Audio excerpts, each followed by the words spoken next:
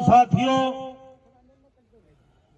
आपने सरकार को आज इतनी ताकत में भाईचारा इकट्ठा करके आपने एक मिसाल खड़ी करी है साथियों। और रही सरकार की बात, सरकार तो हर संगठन को, हर भाईचारे को लड़ाना चाहती है साथियों। ये सभी भाइयों ने गौर से देखना है इस बात को।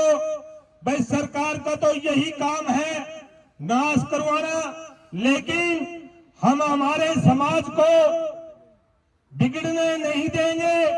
और मैं एक बात कहना चाहता हूं साथियों, जिसने ये अपराध किया है, जिस समाज में ये लड़के थे, कम से कम वो समाज इकट्ठा होकर उन अपराधियों को जरूर से जरूर जेल की सलाखों में पहुंचाने का काम करें, वरना बहुत बुरा इंतजाम होने जा रहा है इनका साथियों। मैं आपने खुल के बताता हूं, गाद में बहुत जहर है, लेकिन सरकार ने फैसला कर देना चाहिए था, वरना ये जब समाज में जहर हो गया तो साथियों ना तो सरकार के बस में बात रहेगी और ना समाज के बस में बात रहेगी। और ये अपराधी जरूर से जरूर पकड़ने चाहिए, वरना बहुत बुरा इंतजाम होने जा रहा है। मैं तो यही कहूंगा मेरी चाची ताइयों को और पूरे गांव में बहनिया मीरपुर में जितने आए हैं, ज्यादा से ज्यादा संख्या में भाइयों के साथ रहेंगे। और सभी खापों का मैं धन्यवाद देता हूं, इतने बढ़ चढ़ कर आपने अपराधियों के खिलाफ यहाँ ताकत दिखाने का काम किया। धन्यवाद सर। सबने मिलके, क्या वो सरकार इस काम के लिए बनाई थी क्या कि हमारे को आज ये दिन देखना पड़ रहा है? ये बात बुढ़ाना की और गांव मतलोटा की नहीं है, ये पूरे हरियाणा की है। ये जो बीमारी यहाँ से पैदा हुई है, अगर इसको यही रोका गया तो हमारा हरियाणा क्या पूरा भारत बचेगा।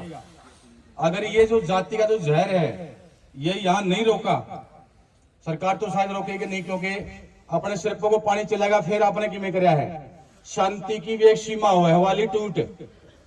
और एक गांव राम वो काम कर सके है जो सरकार नहीं कर सकती। और भाई ये तो इक्का दुक्का कहानी होने लग रही है, कैल ने हर गांव गला ये कहानी होनी है और इन बचा सके गांव राम। इस राजनीतिक पार्टी वाला तो सिर्फ वोट लेकर कुर्सी लेने की हुआ है, गांव राम देने की कोई मतलब नहीं। ये जो हादसे है ये मत सोचो कि आज वहां हुआ है, अगर वो आज बुढ़ाना मतलोटा के जितने भी अपने इस एरिया में हुआ है वो कल बाहर भी होगा, सिरसा में भी होगा, फतेहाबाद, हर जगह घूम जाएगा वो, क्योंकि बीमारी एक वायरस की तरफ फैलेगी है। और इस वायरस को अगर यहाँ नहीं रोका गया तो हरियाणा के समाज को खत्म होने में ज्यादा टाइम नहीं लगेगा।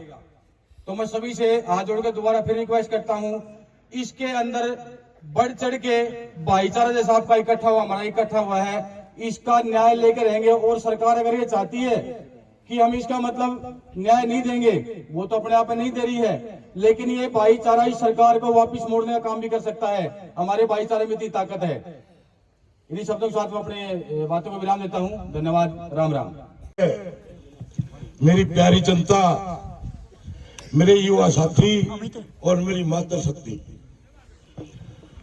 हम घर से लेकर यहाँ तक समझदारी का भी परिचय, अनुशासन का भी परिचय, हमारे भाइयों का संगठन का भी परिचय, हमारी सच्चाई का भी परिचय।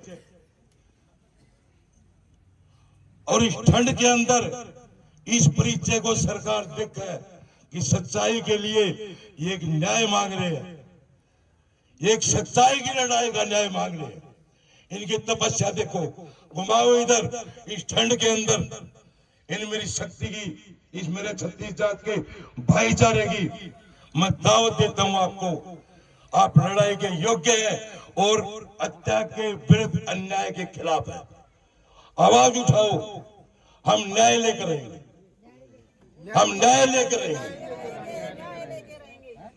तो भाइयों, हम आपका यहाँ तो क्या हरियाणा पूरा गल गोत्र पूरे इंडिया में बसता है, जम्मू कश्मीर से लेकर और केरला तक लगभग 40% जनता किल खापती है।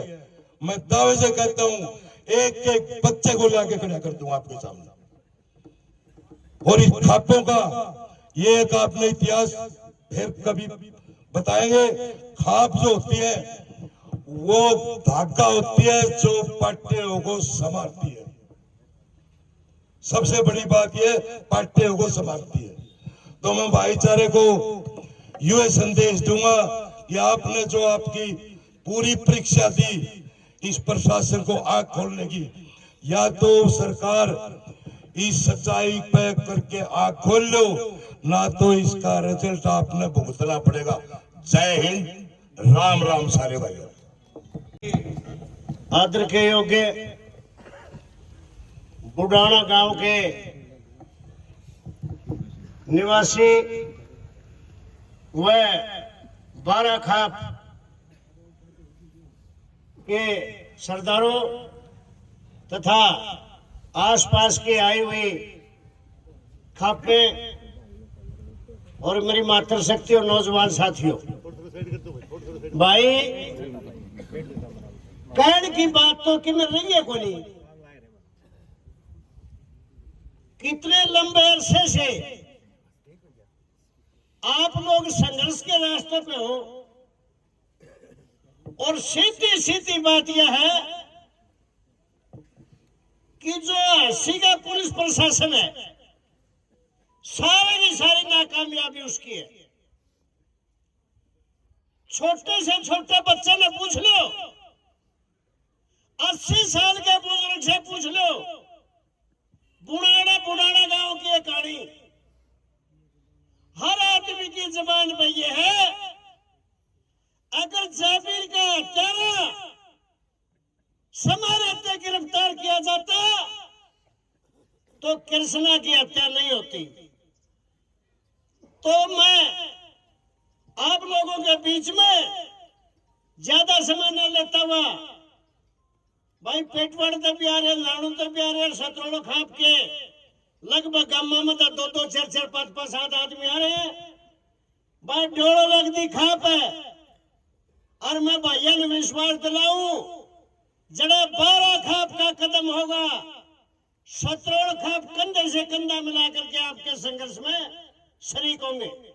और पुणे में पुलिस प्रशासन को और प्रदेश की सरकार को चेतावनी देता हूं, समय रहते इस कमेटी को बुलाए और उन हत्यारों को, जो तीसरा आरोपी है, उसको जल्द से गिरफ्तार करके इनको न्याय दे। अन्यथा आज ये जो कमेटी जो आंदोलन का रास्ता अपनाएगी, पूरे की पूरी 17 खाप उसमें तन मन धन से सहयोग देगी। जय संघर्ष, जय एकता। बहुत ही सम्माननीय बड़े बुजुर्ग, मेरे नौजवान भाई, मातृशक्ति, सभी ने हमारी लड़ाई को इतना मजबूत किया है। खुद की लड़ाई में इनके लड़ने का काम किया है। यहाँ पर पहुंचने पाया मैं सारे का धन्यवाद करूं हूँ। अरे सरकार भी ये भाईचारा का माध्यम से बताना चाहूंगा भाई, हमारा छत्ती बिरादरी का भाईचारा एक है। आप सारे एक बार 8 है कहीं सरकार थी बताए दो, हमारी पूरी छत्ती बिरादरी एक है भाई। ना तो हरियाणा ने टूटन देवा कदे भी, ईटाल की राजनीति जो सरकार करेगी नहीं, ओण को नहीं देवा हरियाणा में कदे भी।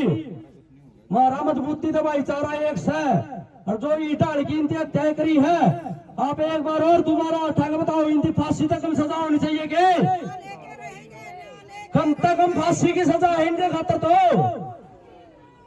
सारे का धन्यवाद उन्हें पहुंचने पे, हमारी लड़ाई ना अपनी पूरी समाज की लड़ाई बढ़ाने खातर सारे का धन्यवाद जी। हरियाणा में सभी खापों से आए हुए मेरे बड़े बुजुर्गों,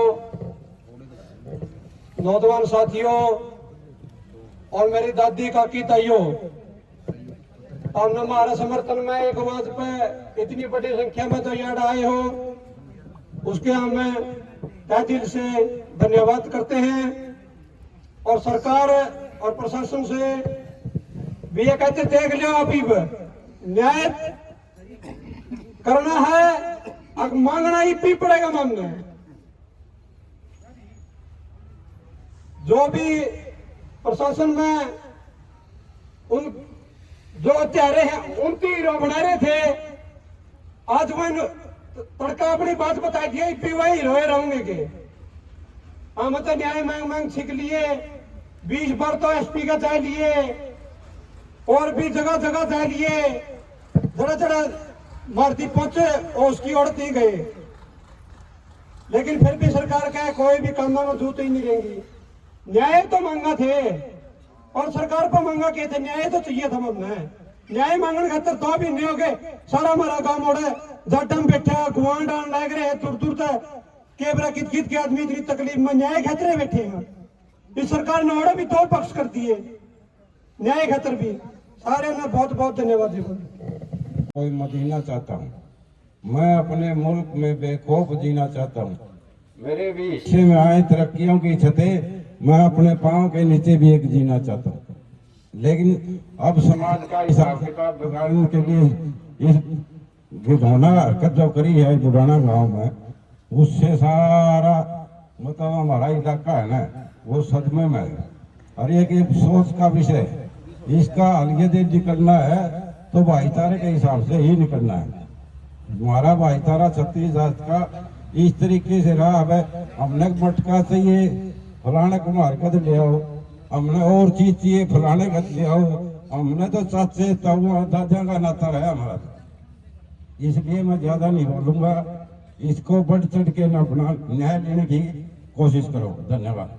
आदरणीय सभी सम्मानित सदस्य, मातृशक्ति जो इतनी कड़कड़ाती हुई ठंड के अंदर बैठकर आए हैं, दूर दूर से पूरे हिसार के गांव से नहीं, बाहर के दीन डिस्ट्रिक्ट से, कैथल डिस्ट्रिक्ट से भी यहाँ पर आए हुए हैं, उनके इस दर्द के अंदर शामिल होने के लिए मैं दिल से धन्यवाद करता हूँ। बातों सारी अभी बेटे संदीप ने आपको बता दी है, लेकिन आप ये देखिए कि 2 महीने हो गए हैं। 5 नवंबर को पहले जयवीर की हत्या हुई थी और हत्या ही बड़ी बेढंग से की गई थी। पहले जैसे उनको 60 चूहे उनकी छाती में मारे गए, फिर ईंटों के साथ उनका सिर फोड़ दिया गया, चेहरा डिस्टर्ब कर दिया गया और फिर उनकी आंखें निकाल ली गई। सीसीटीवी कैमरे के अंदर ये सारी चीजें आ गई थी। पुलिस प्रशासन ने भी उस चीजों को देख लिया था, लेकिन उन्होंने जहनत नहीं गई कि हत्यारों को पकड़ा जाए। इससे साफ जाहिर होता है सरकार की मंशा का। सरकार की मंशा है कि जातिगत आपस में दंगे कराओ। तो इसलिए मैं आप लोगों को बार बार यही धन्यवाद करता हूं कि हम जितने ताकतवर बनेंगे, जितने मजबूत बनेंगे, क्योंकि अभी हो सकता है हमें और भी स्ट्रगल करना पड़े। आज काफी संख्या के अंदर यहाँ पर आए हैं। हमारी बहू कृष्णा जी का उससे भी ज्यादा मार्मिक तरीके से हत्या की गई। पहले गला घोटा गया, फिर खड्डे में डाला गया और शाम को उसे शरीर को दांत के साथ काट के कुत्तों को डाल दिया गया। मुश्किल से 2-4 किलो उस बॉडी के अंदर पड़ा होगा जब उसका दाह संस्कार किया गया। तो आप अंदाजा लगा सकते हो कि जो हत्यारे हैं वो नरभक्षी हैं। उनको इंसान हम कह नहीं सकते, ऐसे आदमियों को नरभक्षी कह सकते हैं। और उसके बावजूद भी धरना चलता हुआ 1 महीना हो गया। साले पुलिस प्रशासन से मिले, यहाँ के डीएसपी से मिले, आगे एसपी से मिले, कहाँ नहीं गए। सबको बताया, सबको प्रूफ दिए, लेकिन करने को कुछ काम नहीं किया इन्होंने। मैं तो ये कहता हूँ कि ऐसे अधिकारी जो बैठे हैं वर्दी पहने हुए, उन्होंने वर्दी पहनने का भी अधिकार खो दिया है।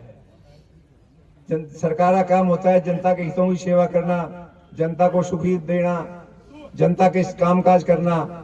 इतनी मोटी रकम देकर बैठे हुए हैं, यहाँ पर बैठे बने हैं, कोई थानेदार बन रहा है, कोई डीएसपी बन रहा है, और उनकी नाक के नीचे 2 किलोमीटर के दायरे के अंदर डेली हत्याएं हो रही हैं। डूब के बरतना चाहिए, उनको अपनी कुर्सी छोड़ देना चाहिए। भगवान भी उनको माफ नहीं करेगा आने वाले टाइम के अंदर। 4 किलोमीटर बहनी है यहाँ से, हर 2 दिन के बाद एक हत्या हो जाती है। बुढ़ाने के अंदर मर्डर हो रहे हैं, पकड़ नहीं पा रहे उनके ऊपर। और एक भी सवाल उनके पास अगर करने के लिए जाते हैं तो हमें 4 दिन का टाइम दे दो, हमें 10 दिन का टाइम दे दो। 2 दिन पहले बहनी के अंदर एक सरेआम गोली से मार दिया गया लड़का, उसको आज तक पुलिस पकड़ नहीं पाई है। आप ये देखिए कि जो हत्याएं बिना किसी बात के, बिना किसी झगड़े के, बिना किसी लेन देन के एक निर्दोष व्यक्ति की हत्या की जाती है, वहां तो पुलिस और प्रशासन और सरकार कुछ नहीं करती, और जहां पर झगड़े में हो या सुसाइड किया जाता है वहां पूरी सरकार उनके घर पहुंच जाती है, मंत्री पहुंच जाते हैं, दोषियों को छोड़ेंगे नहीं, अनुदान राशि भी उसी टाइम दे दी जाती है। कोई आत्महत्या करता है उसके घर पहुंच जाते हैं। अभी आपने देखा होगा, अखबारों के अंदर सुना भी होगा, पढ़ा भी होगा, 24 दिसंबर के अंदर लोहारू के अंदर एक आत्महत्या की। हरियाणा का एक मंत्री वहां पर जाकर अनुदान राशि भी देता है, और जो महिला आयोग की अध्यक्ष है वो परिवार के पास पहुंच जाती है, कोई कमी नहीं छोड़ेंगे, न्याय दिलाएंगे। लेकिन यहाँ पर आप देखिए 2 महीने से निर्दोष मारे गए हैं, सरकार का कोई भी नुमाइंदा, कोई मंत्री, कोई एमएलए यहाँ पर पूछने के लिए नहीं आया है। हम उनके दरवाजे पर गए, दूर दूर तक गए, हमारा केवल टाइम ही खराब किया उन्होंने। 7-7 दिन तक इंतजार करवाया हमारा कि आपको मुख्यमंत्री से मिलवाएंगे, नहीं मिलवा पाए। मुख्यमंत्री का साफ संदेश था, बीच में कोई आदमी ना आए, ये तो चलता रहता है। कितनी शर्म की बात है इंसानियत के लिए। मैं आपका ज्यादा समय आज फिर नहीं लेता, क्योंकि हमारे पास और भी वक्ता है, एसडीएम ऑफिस में जाना है, ज्ञापन भी देना है। लेकिन इतना ही कहेंगे, आपका बहुत बहुत धन्यवाद। आपने कड़कड़ाती हुई धूप में साथ दिया, इतने दूर से आए, और एक छोटी सी हमारी रिक्वेस्ट के ऊपर आपसे रिक्वेस्ट ही की थी, और 50 ट्रैक्टरों के अंदर भरकर यहाँ पर ठंड में आए। आपका धन्यवाद।